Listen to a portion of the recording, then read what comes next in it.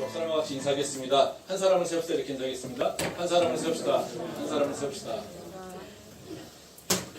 오늘 저희 성가대 찬양 들으면서 정말 너무 좋았어요. 너무 좋았죠. 네, 박수 한번 다시 한번 성가대 들으면서 제가 몸살 났다가 괜찮은 줄 알고 막 돌아다녔다가 어저께 밤부터 또 좀 몸살이 다시 좀 도져가지고요. 네, 그렇지만 뭐 성가대 그러니까 찬양한 거 들으면서 큰 힘을 받아서 이렇게 또 설교할 수 있는 용기가 또 나는 것 같습니다. 오늘은 추수감사절입니다. 2022년 추수감사를 맞이해서 하나님의 그 풍성하심이 우리 캠퍼스의 모든 성도들에게 가득할 수 있기를 간절히 소망합니다. 이 감사라는 것, 추수감사절만 되면 저는 사실 절기 설교가 되게 어렵거든요. 다른 분들은 절기 설교가 쉽다라고 하는데 저는 절기 설교를 좀 어렵게 생각합니다. 왜냐하면 반복된 주제가 계속해야 하잖아요. 그래서 추수감사절 때마다 고민은 뭐냐면요. 이번에 무슨 감사 얘기를 하지? 네. 그러니까 매번 감사 얘기를 해야 되는데 이 감사라고 하는 게 뭐 사실 할 수 있는 얘기가 이렇게 스토리가 별로 없잖아요. 네. 그래서 이 절기만 오면 참 설교 준비하는 게 쉽지 않습니다. 그래서 추수감사절을 준비하면서도 이번 주에는 무슨 설교를 하지? 감사의 어떤 부분에 대한 얘기를 해야 될까? 이런 고민을 참 많이 했습니다. 근데 감사는 사실 기독교에 있어서 매우 중요한 신앙의 행동입니다. 그래서 교회에서 되게 많이 얘기하고 있는 게 감사해라는 겁니다. 근데 이 기독교에서 강조하는 감사는 그 세상의 감사랑은 좀 다릅니다. 세상에서 감사라고 하는 것은 어떤 거냐면요. 조건이 채워질 때 하는 것이 감사예요. 어떤 것들이 이루어졌어. 어떤 것들이 달성이 됐어. 그러니까 그것이 이루어졌으니까 감사하는 거죠. 그러니까 조건에 기반한 감사가 세상의 감사라는 거죠. 근데 기독교에서는 어떻습니까? 조건을 얘기하고 있지 않아요. 뭐 우리가 잘 알고 있는 데살로니가 전서 말씀에 뭐라고 하니까 범사의 감사라고 하지 않습니까? 네. 범사의 감사라고 하는 것은 무슨 얘기냐면요. 그냥 조건 없이 너가 항상 감사하라는 거예요. 네. 그러니까 이거는 어찌 보면요. 그냥 감사하라는 게 아니라 그냥 율법이죠. 율법. 그래서 기독교에서 얘기하는 감사라고 하는 것은요. 어찌 보면 그냥 자연스럽게 나오는 것이 아니라 이 감사라고 하는 행동을 우리가 지키는 것. 이것이 어찌 보면 성경에서 얘기하는 감사일 수도 있습니다. 그래서 우리가 사실 혼란스럽죠. 뭐 감사하라고 하면은 무조건 감사하라고 하는데 우리는 마음 한편은 뭐가 있습니까? 조건이 채워져야 감사가 되는 게 우리 몸에 배 있어요. 그러니까 우리는 항상 감사가 그냥 감사가 아니라 뭐가 이루어졌으니까 감사, 뭐가 됐으니까 감사죠. 그렇죠? 앞으로 넘어졌는데 뒤가 깨졌어요. 그러니까 우리는 코가 깨진 게 아니라 뒤통수가 깨진 게 감사죠. 넘어졌는데 오른팔을 안 다치고 왼팔을 다쳐가지고요. 우리는 오른팔로 밥을 먹을 수 있으니까 감사해요. 이게 교회에서 얘기하는 감사죠. 이건 다 뭡니까? 조건이 채워진 상태에서 감사를 얘기하고 있다는 거죠. 근데 하나님은요. 지금 아까 말씀하셨듯이 범사의 감사라고 하잖아요. 넘어지든 넘어지지 않든. 네가 어떤 조건, 어떤 상황에 있든지 간에 너는 감사해야 돼라는 거죠. 근데 감사하라고 하는 것이 쉽지는 않잖아요. 감사하는 것이. 힘들어 죽겠는데 무슨 감사예요? 감사가 나오나요? 감사가 안 나오죠. 나는 지금 아파 죽겠고 나는 뭔가 부족하고 뭔가 계속해서 결핍의 상태에 있는데 걱정과 근심이 많은데 감사해라? 사실 좀 삐딱한 얘기로 들으면요. 교회 왔더니 힘들어 죽겠는데 위로는 안 해주고 감사하래. 그럼 네 삶이 바뀐다. 그렇죠? 되게 사실은 더 힘들게 만들어주는 게 사실 감사의 얘기예요. 나는 지금 내 사업의 문제로, 내 가정의 문제로, 내 건강의 문제로, 내 가족들의 건강의 문제로 힘들어 죽겠는데 감사해요. 이게 참 잘 안 와닿는다는 거죠. 근데 우리가 이 감사를 조건이 아니라 하나님께서 우리에게 주시는 행동의 강령 또는 우리에게 주시는 명령으로 얘기한다면 사실 감사는요. 우리가 채워지는 거, 하나님 말씀을 순종하는 거랑 똑같습니다. 그러니까 내가 이루어진 것에 대한 결과에 대한 반응이 아니라 사실 가고자 하는 것에 대해서 또는 내가 하고자 하는 일에 대해서 가는 과정 속에서 일어나는 감사라는 거죠. 그러니까 조건이 아니라 내가 가고 있는 방향성과 관련되어 있는 것이 감사라는 거예요. 이게 기독교의 감사가 좀 틀립니다. 그러니까 세상 사람들은 과거에 이루어진 것, 결과를 보고 감사하는데요. 우리는 그것이 아니라 이루어질 것을 기대하고 감사하는 거예요. 그리고 이루어 주실 것을 믿고 감사하는 거예요. 그리고 그것이 잘 안 이루어진다 하더라도 하나님께서 분명한 계획하신 선하심이 있다는 것을 믿고 감사하는 거예요. 즉 우리의 감사는요 어디에 해당되는 거냐면 믿음에서 근거한다는 거죠. 그래서 감사는 믿음하고 연관되어 있습니다. 그러니까 믿음이 큰 사람은요 어떤 상황에서도 감사할 수 있어요. 근데 믿음이 연약한 사람은요 감사의 숫자가 떨어져요. 내가 믿음이 연약해질 때 큰 현상 중에 하나, 자주 나타나는 현상 중에 하나가 감사의 횟수가 줄어드는 거예요. 오히려 감사하는 마음보다는 하나님 나한테 왜 안 해주셨지? 불평과 원망이 생기는 거예요. 그래서 기독교의 감사라고 하는 것은요 믿음과 연결이 있습니다. 내 믿음이 크면요 바로 감사가 많아지는 거고요. 또 이 감사가 많아지면요 하나님의 그 능력을 더 경험하기 때문에 내 믿음이 더 굳건해지는 거라고 할 수가 있다는 거죠. 오늘 이제 감사에 대한 얘기 할 때마다 이제 그런 생각을 많이 하거든요.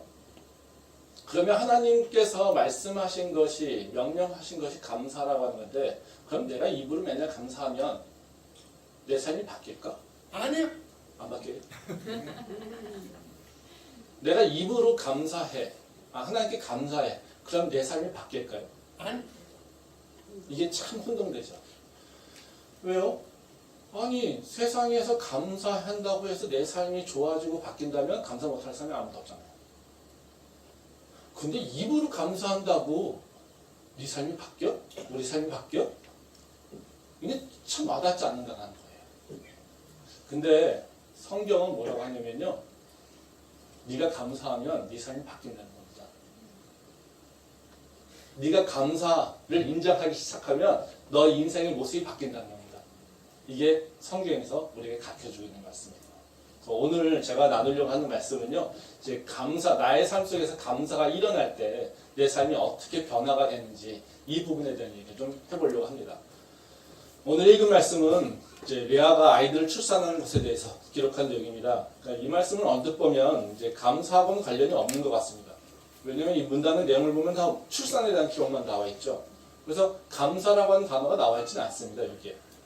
근데 이제 32절 말씀에 보면 이제 레아가 첫째 아들 루벤을 출산한 거, 그리고 33절에 보면은 시므온을 한 거, 34절 레위, 그리고 35절에 유다를 출산한 애. 이렇게 그냥 출산해가지고 아들 낳았어. 이렇게만 나와요. 그러니까 우리가 이 말씀을 통해서 감사한다라고 하는 얘기는 잘 생각되지 않는다는 겁니다. 근데 이 문단은요, 감사라고 하는 단어를 통해서 레아의 신앙적 성숙을 보여주고 있습니다. 그래서 이 말씀은 레아의 감사를 통해서 레아의 인생이 바뀌는 것에 대해서 단서를 보여주는 게 바로 오늘 이 문단 말씀, 오늘 읽은 말씀입니다. 말씀 한번 보도록 하겠습니다. 창세기 29장 35절 말씀입니다. 그가 또 임신하여 아들을 낳고 이르되 내가 이제는 여호와를 찬송하리로다 하고 이로 말미암아 그가 그의 이름을 유다라 하였고 그의 출산이 멈추었더라. 예, 이 말씀을 보면 여호와를 찬송하리로다 라는 표현이 있잖아요. 찬송하리로다 라고 하는 것은 감사의 의미를 가지고 있습니다. 찬송하다는 단어는 히브리어로 야다입니다. 야다. 예. 야다의 어원적 의미는 이제 가장 기본적으로 알다 이거예요. 알고 있는 것을 얘기하고 있는 거고요. 근데 이것이 하나님을 목적으로 쓸 때는 하나님을 찬양하고 하나님께 감사하다. 이런 얘기로 사용된다는 거죠. 그래서 지금 여호와를 찬송하리로다 라고 하는 것은 무슨 의미냐면 여호와께 감사한다. 이것에 해당하는 거라는 거죠. 그러니까 이것은 다시 말하면 바로 레아가 아들 넷을 낳고 난 다음에 내가 하나님께 감사하다 이런 얘기입니다. 근데 오늘 이 본문의 내용을 보게 되면요, 레아가 감사한다는 것이 쉽지가 않습니다. 이게 잘 말이 어울리지가 않아요. 여기 보면 레아 상황을 좀 이제 생각해 보면요, 이 말 자체가 우리한테는 굉장히 큰 도전적인 얘기입니다. 왜냐면요, 레아는 야곱의 첫 번째 부인이죠. 레아는 사실 사랑받지 못한 사람입니다. 야곱은 레아의 동생 라헬한테 첫눈에 반해가지고 라헬하고 결혼하기 위해서 외삼촌 라반을 위해서 7년 일했어요. 근데 결혼하는 날 라헬 대신에 그 라반이 레아를 집어넣었어요. 그래서 결혼했어요. 그러니까 야곱은 어떻게 했습니까? 레아를 보면서 내 사랑스러운 아내 이렇게 생각했을까요? 아니요. 아니죠. 굉장히 분노했을 거예요. 저 인간 때문에 내가 지금, 네? 그쵸? 네. 네가 왜 큰애로 태어나가지고 나는 지금 라헬을 사랑하고 있는데 왜 내가 너까지 예? 아내를 맞이해야 돼? 그래서 라헬 때문에 7년이라고 하는 것을 더 일하게 되지 않습니까? 그러니까 레아는 야곱에게 전혀 사랑을 받지 못한 사람이에요. 그러니까 이 레아는 어떻게 생각하겠습니까? 내가 사랑을 더 받고 싶어 하잖아요. 그러니까 받고 싶어 하는 방법이 뭐냐면요. 내가 아이를 출산하면은 내 남편 야곱이 나를 사랑할 수 있을 거야. 사랑해 줄 거야. 왜냐하면 이 당시에 뭐 아들을 낳는다는 건 굉장히 큰 칭찬받을 일이잖아요. 그러니까 라헬은 출산을 하지 못하고 있는데 레아가 출산을 하게 되면 레아 입장에서 어떻게 해요? 내 남편 야곱이 나를 사랑할 거야. 이렇게 얘기한다는 거죠. 그래서 레아는 열심히 출산을 합니다. 근데 아이를 넷이나 출산했는데요. 오늘 성경 말씀에 본 것처럼 야곱이 레아를 사랑했다는 말이 없어요. 나쁜 놈이다. 그러니까요. 아들 넷이나 낳았는데요. 사랑하지 않아요. 그렇죠? 근데 레아는 아들을 넷이나 낳았는데 사랑을 받지 못하는데 그 상황에서 레아는 하나님한테 감사하다고 얘기합니다. 즉 조건을 따지면 어떻습니까? 레아는 감사할 조건이 채워지지 않았어요. 감사해야 될 이유가 하나도 없다는 거예요. 이게 바로 레아의 모습이라는 것입니다. 그러면 이 성경은 왜 레아를 이렇게 마지막에 감사라고 하는 것을 고백하게 했을까? 우리한테 감사라고 하는 것이 어떤 의미가 있는 것일까? 우리는 이 말씀을 통해서 분명히 생각해 볼 수 있다는 거죠. 그래서 오늘 제가 나누려고 하는 건 딱 두 가지 문제입니다. 하나는 뭐냐면요.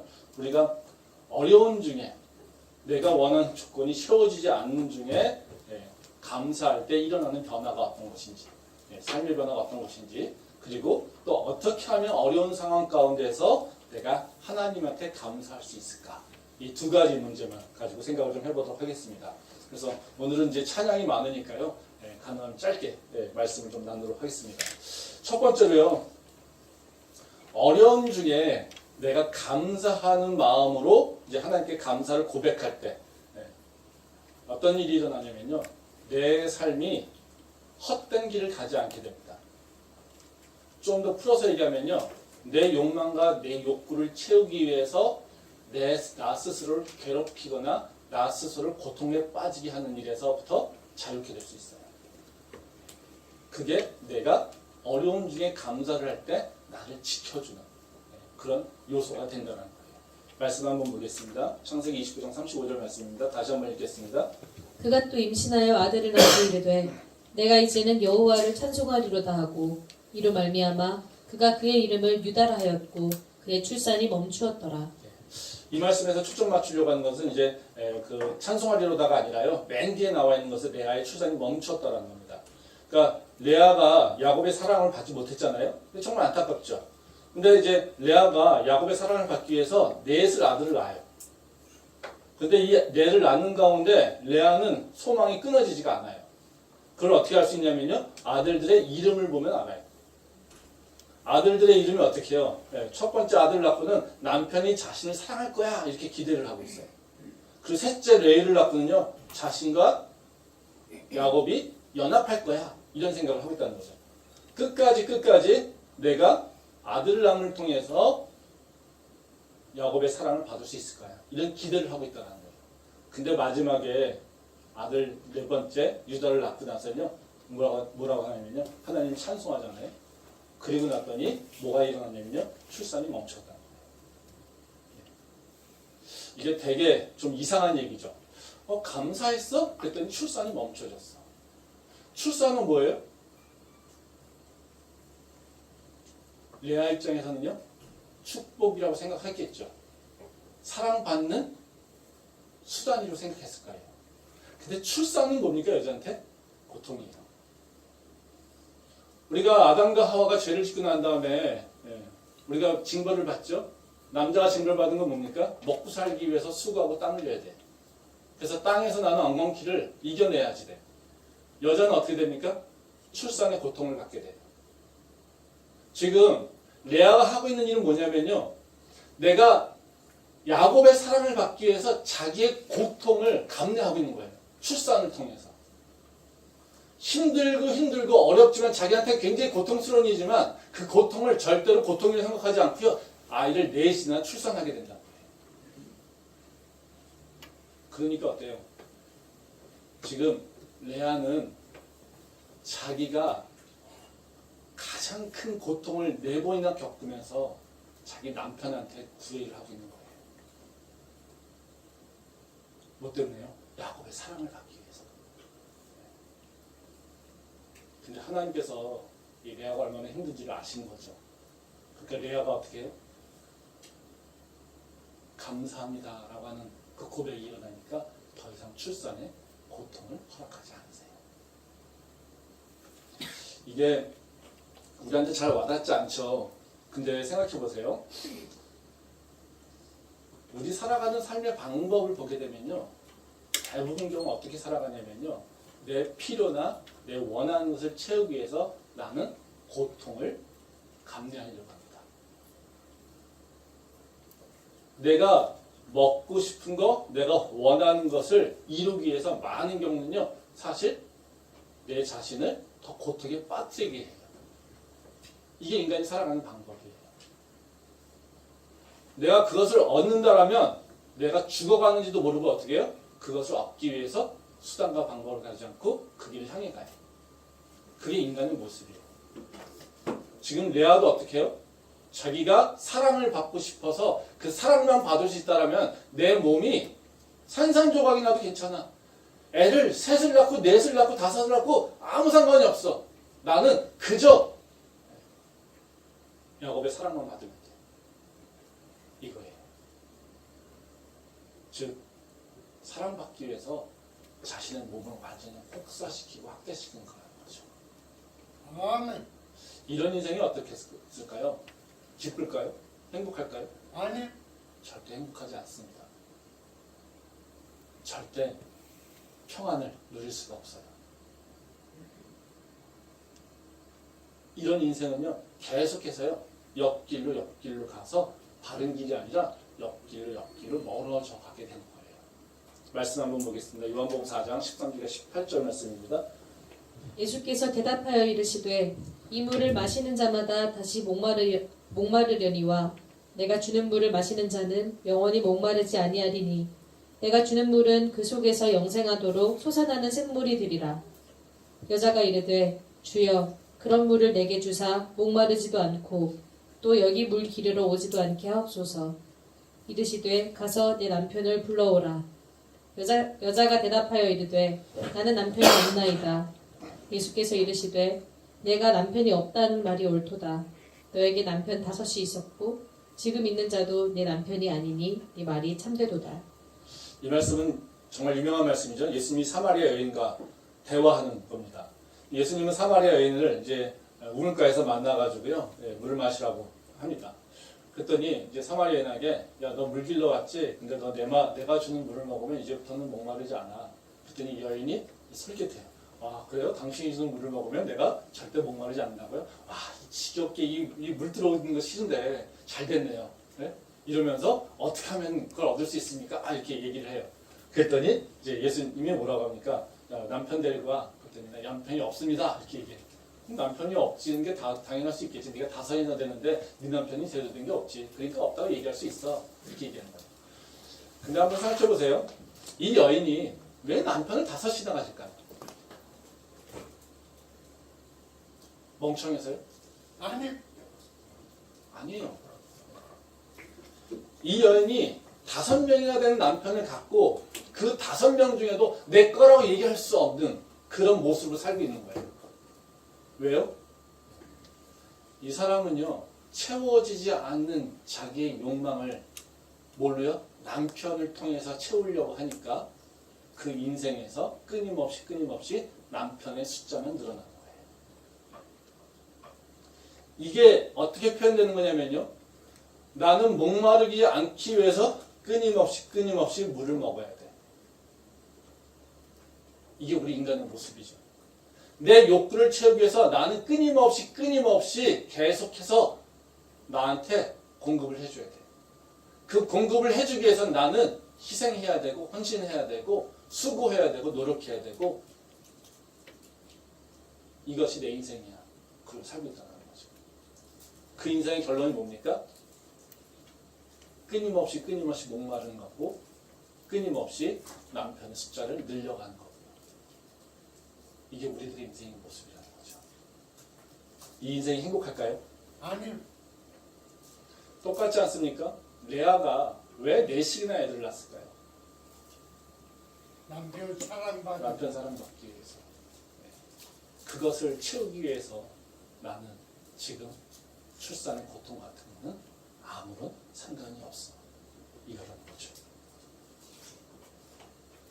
이런 우리의 모습을 보고 하나님께서 어떻게 하실까요? 불쌍히 여기신다는 겁니다. 레아의 모습을 보고도 하나님께서 불쌍히 여기신다는 거예요. 그래서 아멘. 레아의 믿음을 바꾸셔서 레아가 유다를 낳고 나니까 감사함이라고 하는 고백을 하게 되는 거고요. 그랬더니 하나님께서 감사했다고 했더니 하나님께서 이제 너 괜찮아. 고생 안 해도 돼. 이제 쉬어도 돼. 너 충분히 고생했어. 그리고 출산을 멈추게 했다는 거예요. 우리가 추수감사절에 하나님의 감사를 다시 한번 기억하는 방법은 뭐냐면요. 그거예요. 내가 혹시 하나님께 감사하지 못해서 세상의 방법대로 세상에 원하는 것대로 내 욕구를 채우기 위해서 나를 괴롭히고 있는 건 아니었는가. 하나님은 내가 행복하고요. 내가 평안을 누리기를 원하고요. 내가 안정을 누리기를 원하세요. 근데 우리는요. 계속해서요. 하나님 평안이나 안정 이것보다 중요한 건요. 내가요. 욕구가 채워져야 돼요. 돈이 채워져야 되고요. 내 건강이 내 마음대로 채워져야 되고요. 내 인간관계가 원하는 대로 채워져야 되고요. 내가 하고 있는 계획도 다 이루어져야 돼. 이것만 이루어진다면 나는 괜찮아요. 이러고 살고 있는 게 우리의 모습이라는 거죠. 근데 그렇게 해서 채워지는 삶을 살고 있는데 과연 그 안에서 하나님께서 주시는 평안을 누릴 수 있냐는 거죠. 없어요. 없어요. 감사절의 큰 축복은 하나님의 풍성하심을 누리는 겁니다. 하나님의 풍성함이라고 하는 것은요, 그냥 단순하게 돈이 많은 것을 얘기하고 있는 게 아니에요. 하나님의 풍성함이라고 하는 것은 그 하나님의 전능하신가 하나님의 그 풍요로움이 내 안에 들어와서 나는 부족함이 없다라고 고백할 수 있게 되는 거예요. 시편 23편에서 나오지 않습니까? 우리가 바로 하나님의 풍요로움을 어떻게 하면 누릴 수 있을까를 고민하는 것이 바로 우리가 신앙생활하면서 해야 될 문제고요. 그 풍요로움을 누리기 위해서 나는 이 감사절에 다시 하나님과 어떤 관계를 세워야 되는가 이것을 우리가 고민해야 된다는 거죠. 저는 우리가 추수감사절에 그냥 단순하게 감사 이렇게 얘기를 하는 것이 아니라요. 하나님 내가 이제는요 나 스스로 고통스럽게 빠지지 않게 하길 원해요. 내가 죽어가는 건지도 모르고요.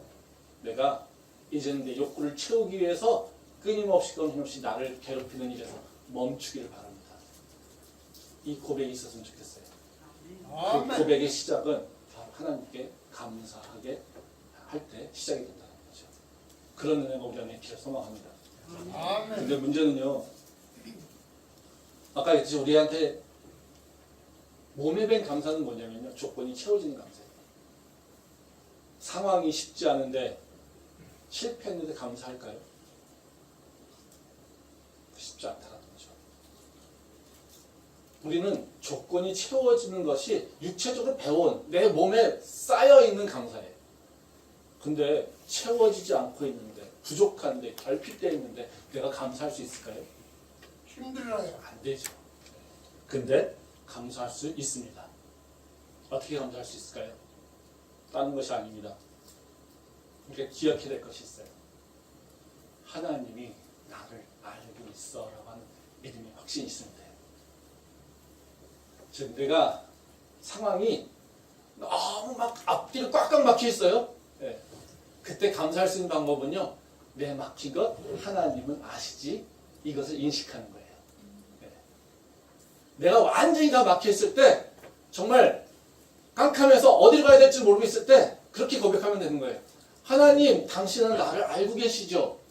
당신 나 보고 계시죠? 나 지금 인도하고 계시죠? 내가 당신 따라갈게요 라고 하는 그 믿음의 고백이 있으면 된다는 거죠. 말씀 한번 보도록 하겠습니다. 창세기 29장 32절부터 33절 말씀입니다. 레아가 임신하여 아들을 낳고 그 이름을 르우벤이라 하여 이르되 여호와께서 나의 괴로움을 돌보셨으니 이제는 내 남편이 나를 사랑하리로다 하였더라. 그가 다시 임신하여 아들을 낳고 이르되 여호와께서 내가 사랑받지 못함을 들으셨으므로 내게 이 아들도 주셨도다 하고 그의 이름을 시므온이라 하였으며. 이제 이 말씀은 이제 레아가 하나님을 경험하는 것을 얘기를 하고 있어요. 레아가 아들을 낳으면서 넷을 낳으면서 이름을 바꾸지 않습니까? 근데 이제 이것이 우연으로 바꾸지 않아요. 그러니까 32절에 보면 그런 얘기가 나오죠. 여호와께서 괴로움을 돌보셨다. 이런 얘기를 해요. 그리고 33절을 보면요. 뭐라고 얘기하냐면요. 들으셨다. 내가 사랑받지 못함을 들으셨다. 이렇게 얘기하고 있다는 거죠. 지금 레아가 감사하는 단계까지 들어오면서 계속해서 경험하고 있는 건 뭡니까? 아, 내가 사랑받지 못해서 괴로워하는 거를 내 남편 야곱은 몰라? 근데 하나님은 알고 계셔. 내가 지금 사랑받지 못하고 있는 것에 대해서 얼마나 아파하는지, 그리고 내가 얼마나 그것에 대해서 신음하고 있는지 내 남편 야곱은 몰라? 하지만 하나님은 알고 계셔. 그래서 하나님은 내 아픔을 알고 있기에 나에게 아들을 주셨어. 하나님이 내 고통을 듣고 있기에 하나님이 나한테 아들을 주셨어. 내 아픔을 주께서는 알고 있기에 나에게 위로하시려고 아들을 주셨어. 이것을 고백하고 있는 거예요. 그 감사가 내가 사랑받지 못해 그래도 괜찮아 감사가 그냥 나온 것이 아니라요. 바로 아들을 넷이나 경험하게 되면서 뭐하고 있습니까? 하나님이 내 괴로움을 알고 계시지. 하나님이 내 아픔을 지금 알고 계시지. 하나님이 내 지금 신음하는 것을 듣고 계시지. 이것을 지금 레아가 고백하고 있는 거예요.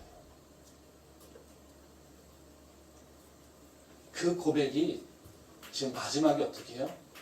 내가 하나님을 찬양합니다. 이것을 얘기하고 있다는 거예요. 우리가 세상을 이길 수 있는 것, 그리고 세상에서 어떤 시험이 오고 그 환란이 있어도 이길 수 있는 건 뭐냐면요. 하나님이 나와 함께하고 있다고 하는 그 확신이 있으면 나는 이길 수 있어요. 근데 하나님이 나와 함께하고 있어라고 하는 것, 이것에 대한 확신이 없으면요. 나는 무너집니다. 여러분들 한번 생각해보세요. 지나왔던 세월들을. 내가 믿음이 좋고 능력이 드러날 때, 내가 형통할 때가 어떤 생각이냐면요. 좋을 때가 아니에요. 대부분 경우. 어렵고 힘든 상황인데도 그냥 밑도 끝도 없는 믿음. 하나님 나 지켜주시겠더라고 하는 그 믿음이 있을 때예요. 그때의 결과가 대부분 형통해요. 근데 한번 생각해보세요. 죄를 졌어요. 하나님과 관계가 깨져 있어요. 그래서 하나님이 나와 함께하고 있어라고 하는 믿음이 확실히 없을 때 어떻습니까? 감사 안 나와요. 불안하기만 해요. 그래서 죄가 무서운 거예요. 죄를 지면 지옥 가니까 무서운 게 아니라요. 죄를 짓게 되면요. 먼저 나와 하나님의 관계가 깨지기 때문에 무서운 거예요. 내가 하나님이 내 아픔을 아실까? 들으실까? 혹시 내가 죄져서 나한테 지금 외면하고 있는 거 아닐까? 이런 생각이 들 때 우리는 정말 힘들어요. 근데요, 내가 세상적으로 잘 안 되고, 내가 세상적으로 내가 원하는 것이 이루어지지 않고, 내가 세상적으로 봤을 때 모든 것들이 다 막혀있는 것 같아도 하나님 나를 지키시라고 하는 확신이 있으면요, 나는 그 모든 것을 이겨낼 수 있어요. 아멘. 우리가 이 야다라고 하는 단어, 하나님과 나하고 관계를 아는 것에 대한 걸 좀 생각해 볼 필요가 있는데요. 오늘 이제 아까 감사하다라고 하는 것이 야다라고 하는 단어로 얘기를 했습니다. 야다라고 하는 단어는 알다가 그냥 지식적으로 아는 게 아니에요. 부부관계에서 친밀한 관계로 아는 겁니다.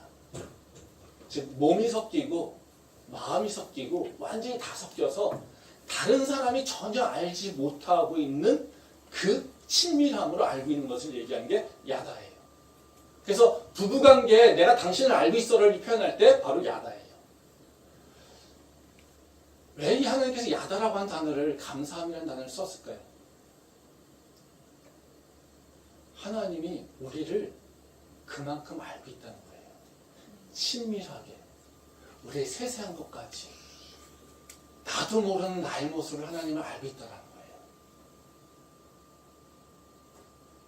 생각해보세요. 내가 나를 모르고 있는데 하나님이 내 신음하는 것을 알고 계세요. 그럼 어떤 마음이 들까요? 하나님이 분명히 내 아픔을 아시기에 나를 위로하실 거야 라고 하는 믿음이 확신이 있겠죠. 하나님이 나한테 지금 내가 이렇게 괴로움 당하고 있는 것을 내가 하나님이 보고 있어라고 하는 것을 확신이 있을 때 우리는요 하나님과 관계가 원만한 관계로 그리고 능력 있는 관계로 나갈 수 있다는 거예요. 아멘. 그래서 우리는요 많은 경우에 조건이 막 채워지는 걸 얘기하고 있는데요. 사실 우리한테 능력은 어디서 나오냐면요. 하나님이 나를 알고 있지라고 하는 것. 그 확신에서 사실 우리의 능력이 나오고요. 우리가 흔들리지 않을 수 있습니다. 제가 얼마 전에 저한테 이제 그런 재밌는 경험을 했어요. 어떤 분이 뭐 이런저런 얘기하면서 저한테 목회한다고 이제 하니까 저를 보고 있었나 봐요. 그런 얘기 하더라고요. 교수님, 목사님, 궁금한 게 하나 있는데요. 목사님 15년 있는 목회를 했는데 왜 이렇게 부응이 안 돼요? 물어보더라고요. 그래서 이게 한대 조언 받을 것 같은 느낌이 들어서 그러게요. 목사님 모르는데요. 자기는 알고 있대요. 목사님 여기 저희 교회도 뭐 몇 번 오고 그래가지고 뭐 저를 안대요. 그래서 왜 부응이 안 되는지, 왜 큰 부응이 안 되는지 알고 있대요. 그래서 저한테 이제 이런저런 코멘트를 해주더라고요. 그게 무슨 얘기냐면요. 그런 얘기 하더라고요. 목사님, 말씀 좋아요. 그 타협하지 않고요. 성경에 대한 얘기 정말 논리적으로 좋아요. 그리고 목사님 모습도 나쁘지 않아요. 보기도 외모도 나쁘지 않고요. 행동하는 거 그렇고요. 뭐 나쁘지 않아요. 근데 부족한 게 있어요. 접근하기 힘들어. 깔끔해서. 이거예요. 목사님이 좀 아저씨 같고 뭐 좀 스터분해가지고 이렇게 빈틈도 보이고 해야 되는데 너무 발라 나보고 지금. 너무 발라가지고 갈 수가 없어. 가까이 접근할 수가 없어. 뭔 얘기만 하면 성경 말씀 들여다대고 얘기하니까 이거 뭐 얘기가 될 수가 없어. 이런 얘기를 하더라고요. 그래서 제가 내가 그런가? 나도 아저씨인데 이제 이런 얘기를 했는데 그래서 제가 그 얘기를 듣고서 여러 생각을 좀 했었습니다. 내가 목회하는 게 잘못됐나? 세상 사람들이 원하는 것은 그게 아닌데 내가 혹시 내 고집만 피우고 있는 건 아닌가? 라고 하는 생각을 저도 순간했어요. 저도 부흥되기 원해요. 근데 제가 그런 얘기 잠깐 들으면서 그 얘기를 생각을 했다가 그렇게 얘기했습니다. 근데 부흥이 왜 필요해요? 왜 우리 교회 성도가 많아야 되죠? 왜 꼭 많아야 될까요?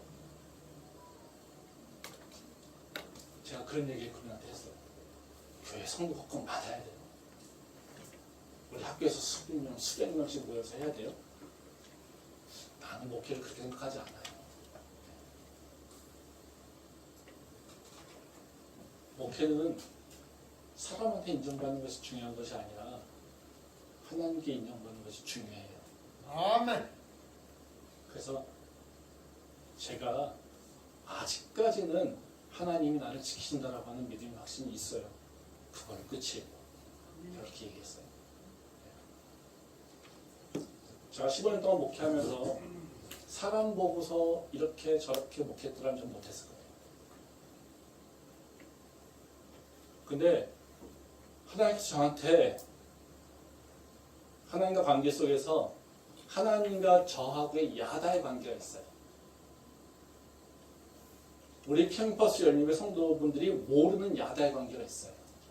나와 하나님하고의 친밀한 관계가 있어요. 제가 기도하는 시간에, 제가 말씀 보는 시간에 저와 하나님과는 그 친밀한 관계가 있습니다. 아멘. 그 관계가 없더라면 저는 못 버팁니다. 그것 때문에 힘을 얻고요. 그것 때문에 새 용기를 내고요. 그것 때문에 새롭게 도전을 해요. 하나님과 나하고 친밀하게 알고 있는 게 있다는 거죠. 우리가 세상에서요, 세상을 이길 수 있는 거는요, 내가 하나님과 친밀하게 알아가는 거예요. 하나님, 세상 사람은 다 나를 몰라요. 그렇지만 하나님 나 아시죠? 그 믿음의 확신, 그 고백이 있으면요, 우리는 이겨낼 수 있어요. 하나님, 쟤네들은요, 나 몰라줘요. 그렇지만요, 하나님은 나를 보고 아시죠? 하나님, 내가 지금 하고 있는 생각들, 내가 지금 뭘 아파하고 있는지, 내가 뭘 두려워하고 있는지, 내가 뭘 걱정하고 있는지, 내가 뭘 근심하고 있는 것인지, 내가 왜 이렇게 불안해하면서 초조해하고 있는지, 하나님, 세상 사람들은 모르는데 하나님은 아시죠? 그것만 나한테 중요해요. 하나님께서 나를 알고 있다라고 그 답변만 해주세요. 그럼 나는요, 이겨낼 수 있어요. 이 고백이 우리가 해야 될 고백이에요. 그 믿음의 고백이 있으면요, 우리는 이 세상을 살아가는데요, 아무런 친구가 없어도, 아무런 돈이 없어도, 아무런 권력이 없어도, 아무런 지지자가 없어도요, 하나님이 나와 함께 하신다는 그 믿음 때문에 세상을 끝까지 할 수 있어요. 그게 하나님과 나하고 관계에서의 야답니다. 그러기에 우리는요, 어느 상황 가운데서도 하나님께 감사할 수 있다는 거예요. 저는 2022년도 이 추수감사절에 다른 것이 아니라요, 우리가 이런 고백했으면 좋겠어요. 하나님, 당신은 나를 알고 있어요. 하나님, 내 음성을 들어주셔서 감사해요. 아멘. 내 아픔을 하나님께서 이해해 주셔서 감사해요. 내 답답함을 주께서 보셨으니 참 감사해요. 이제 하나님, 당신이 나 알고 있는 거 이제 고백하고 할게요. 그 믿음의 고백이 우리의 고백이 될 수 있길 소망합니다. 그때 우리의 삶은 이제 새로운 인생으로 나아갈 수 있습니다. 그 은혜가 우리 안에 있기를 소망합니다. 기도하겠습니다.